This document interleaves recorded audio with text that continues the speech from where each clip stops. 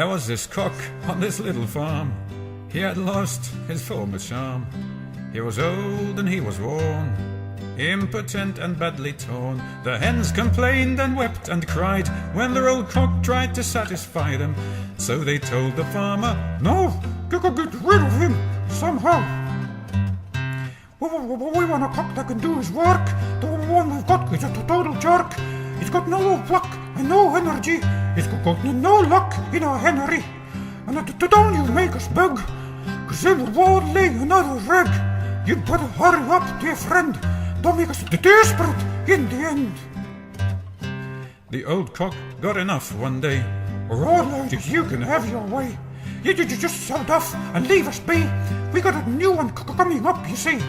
Someone's going to do his job, not just a boaster like you, old snub. You are the worst love we ever had. We want a man and we want him bad." At last the new cock came along, like a knight in a romantic song. "Look at his comb, it's red and strong. Look at his beak, it's hard and long." The hens were dying with anticipation. The cock was filled with his obligations, and he was faithful to his style and courted every hen a while. Now, little Agda, she was the sweetest of all the hens, the sexiest and cutest. So when the cock saw it was her turn, his cheeks started to blush and burn. But he was acting calm and cool. He didn't want to look a fool.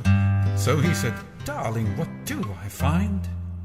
and pinched a feather from her behind.